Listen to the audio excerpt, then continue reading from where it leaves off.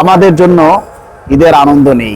সারা বাংলাদেশ থেকে ঘরমুখো মানুষ ঈদ উদযাপন করার জন্য তাদের গ্রামের বাড়িতে যাচ্ছে, অথচ আমরা সরকারি চাকরিজীবী যারা আছি, আমরা ঈদের আগ মুহূর্তেও সেই সকল যাত্রীদের সেবা দেওয়ার জন্য এই স্টেশনে বসে আছি, তাদের প্রাথমিক সেবা দেওয়ার জন্য।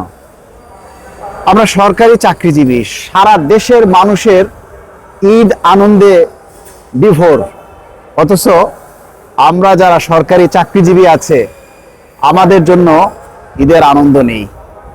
কেননা এই যে ঘরমুখো মানুষ তারা যেভাবে বাড়ি যাচ্ছে, আমাদের সরকারি চাকরিজীবীরা সেভাবে আনন্দ নিয়ে হাসি মুখে বাড়ি যেতে পারছে না। অনেক পুলিশ সদস্য, অনেক সেনা সদস্য ফোন করে বলে, ভাই আমরা ছুটি পাই না, ছুটি পেলে বাড়ি যাওয়ার জন্য ভাড়া থাকে না, কোনোভাবে যদি আমরা নদী সাঁতরে বা গাড়ির ছাদে করেও যদি বাড়িতে গিয়ে পৌঁছাই, বাড়িতে গিয়ে 1 কেজি চিনি কেনার মতো টাকা থাকে না।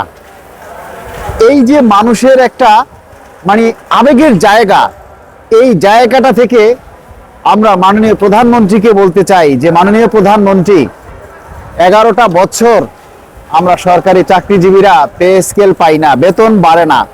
2015 সালে লাস্ট আমাদের বেতন বৃদ্ধি হয়েছে।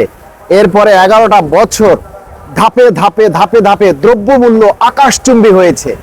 প্রতিটা পণ্য সরকারি কর্মচারীদের ক্রয় ক্ষমতার বাইরে, অথচ আজকে 26 সালে 2015 সালের বেতন দিয়ে কিভাবে মানুষ ঢাকা শহরে চলে। আজকে দেখেন, যারা নিম্ন গ্রেডে আছে, একজন 20তম গ্রেডের চাকরিজীবী, সে যদি 8,200 টাকা বা 10,000 টাকা বোনাস পায়, প্রতিটা কর্মচারী ঋণের দায়ে জর্জরিত। তারা সেই ঋণ শোধ করবে, নাকি পরিবারের জন্য চাল ডাল কিনবে, নাকি নতুন কাপড় চোপড় কিনবে ঈদের আনন্দ উপভোগ করার জন্য, নাকি তাদের